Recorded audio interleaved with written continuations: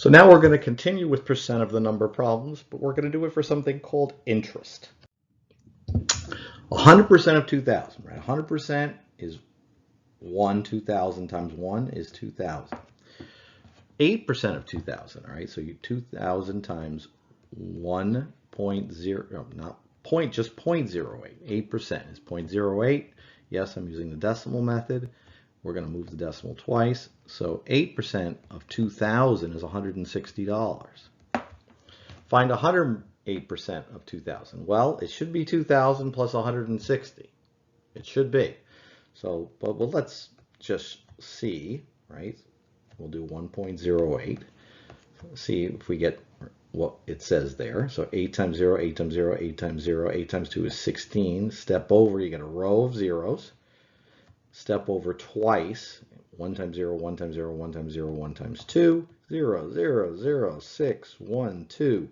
Move the decimal 1, 2.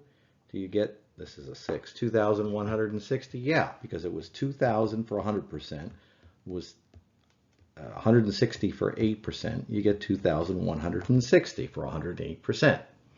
A store increased the price of a $2,000 TV 8%. Find the new price. We just did the math. We don't need to do it again. It's 2,160 at the register because there's $160 for 8%. Oh, 8% markup here, or it's not a yes increase in price. Let's say not a markup. All right. So how do banks make money?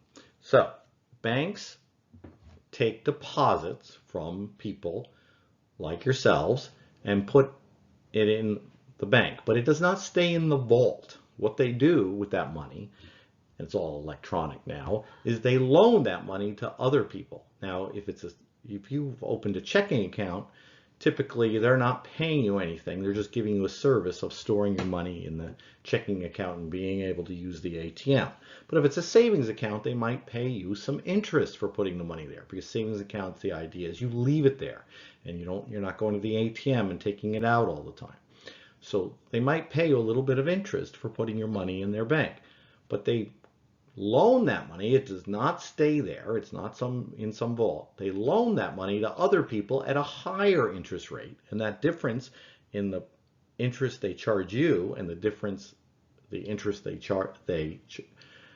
interest they give you and the interest they charge others is how they make money. All right, so we're going to be calculating simple interest. The real interest is called compound interest. I think we're going to talk briefly about it at the end.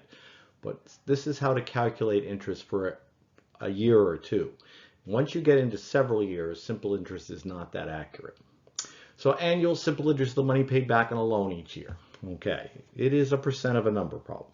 Stacy gets a loan of $2,000 from the bank. She pays the bank 5% annual interest. Or what does annual mean? It means yearly. That's key that you know that. Annual means yearly. At the end of 1 year, how much will Stacy have to pay the bank in interest? So she loans them $2,000 or the bank loans Stacy $2,000 and we do 0.05 for 5%. And 5 times 2 is 10. We don't need the row of zeros. She's going to have to pay them $100 interest, right? She's going to have to pay them the $2,000 back, right? They want that back. Plus, she's going to pay them an extra $100 for the use of that money for a year, and that's called interest. Frank puts $4,000 in a savings account. The bank pays 5% annual simple interest. At the end of 3 years, how much will Frank earn in interest?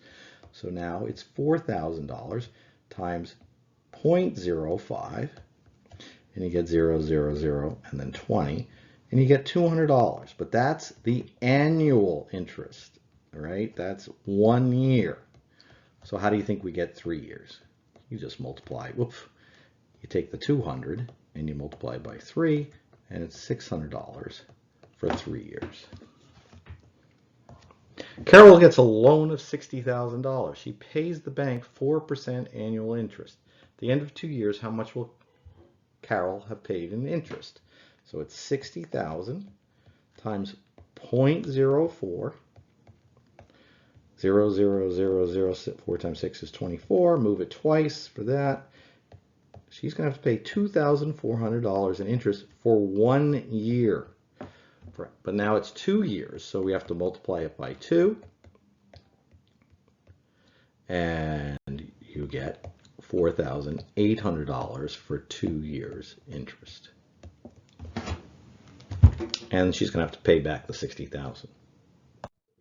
The money that begins a bank account is called the principal. It's the same spelling as the head of a school, but different concept. All right, the money you put into the account is called the principal. The original amount of the loan is called the principal.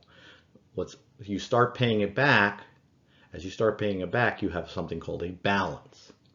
All right, so Karen puts $500 in a savings account. The bank pays 7% annual simple interest. At the end of the year, how much money, including the original $500, will Karen have in her account? So now we're doing a little bit more work here. All right, so 7% is 0.07. 0.005 times 735. All right, so they're going to give her $35 a year. So at the end of the year, she's going to have $500 plus $35, $535 in her account. Now, for this particular one, could you have done 500 times 1.07? Will she have 7% more than she had? Yes, she will. You could have done it that way, but I'm going to use this method today most of the time.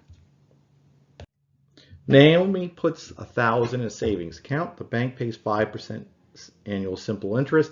At the end of 3 years, how much will Naomi have in her bank account? All right, so it's 1,000 times 0.05, right? 0.005. We get a row of zeros, move it twice. So it's $50. All right, so she annually. Each year she's going to get that. All right, for 3 years, it's 50 times 3, $150 for 3 years interest. But that's not what it asked. How much will he have in her account? Well, she'll have the 1,000 plus the 150 is $1,150. Now, could I have multiplied by 115, 1 point, right? 55% for 3 years is 15%. Yeah, but these problems are going to ask, sometimes they're going to ask for the 1 year interest, sometimes for the 3. They're going to ask for different problems. We're going to ask for these 3 different numbers. So to be consistent, I'm just going to use this method today, especially since I've been using the other method other days.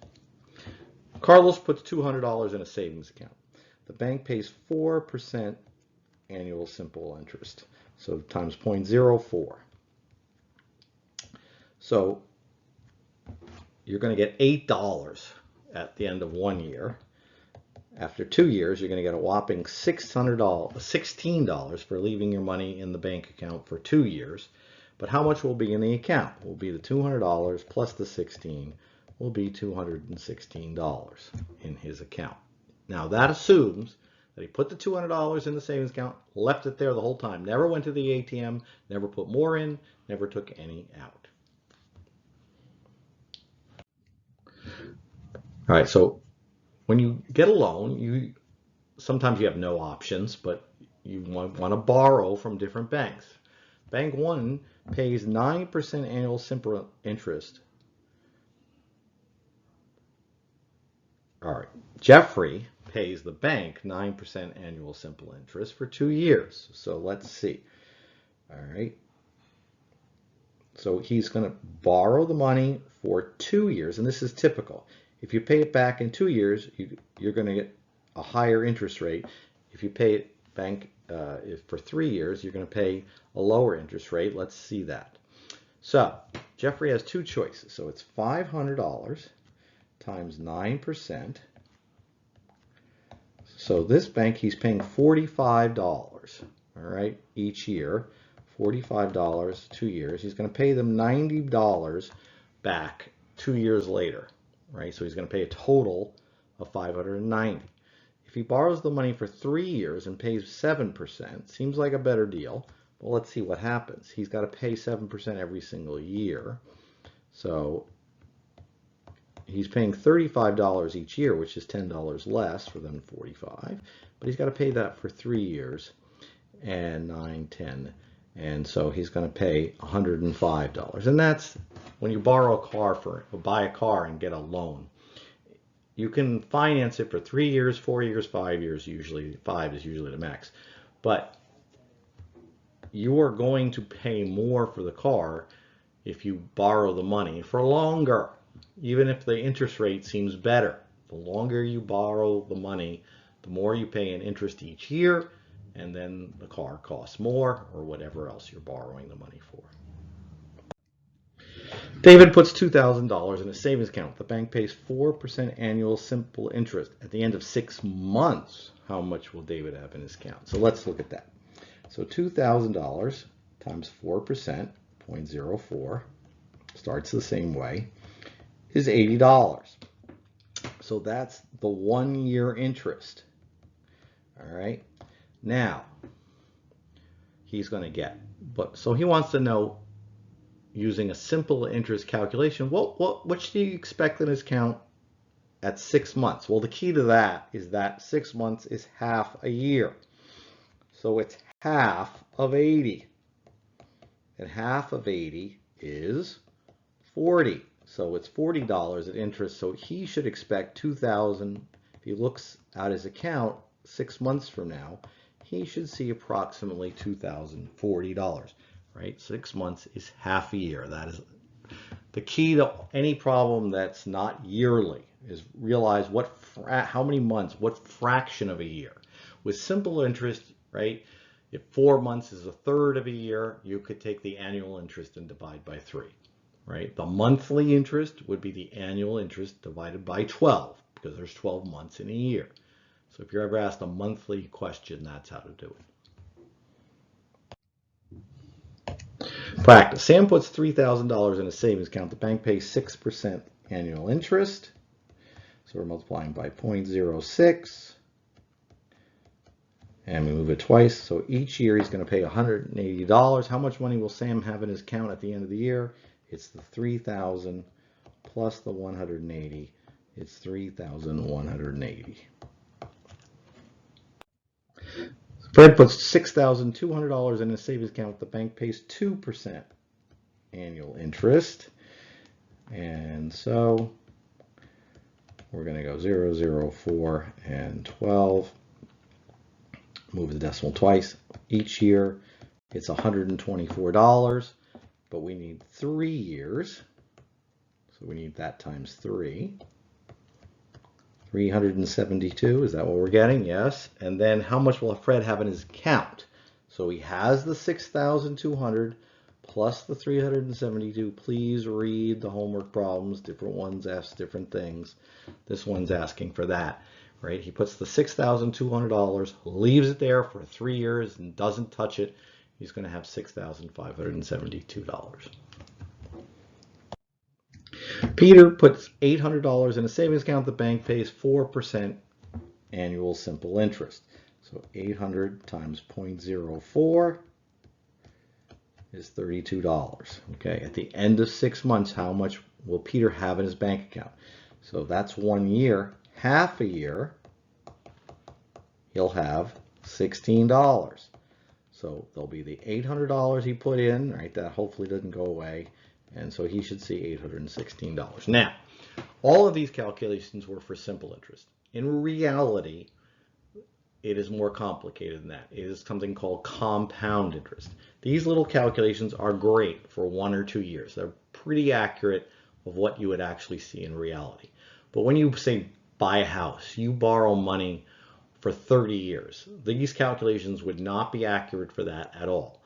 In reality, the interest is compounded. You actually pay interest on your interest.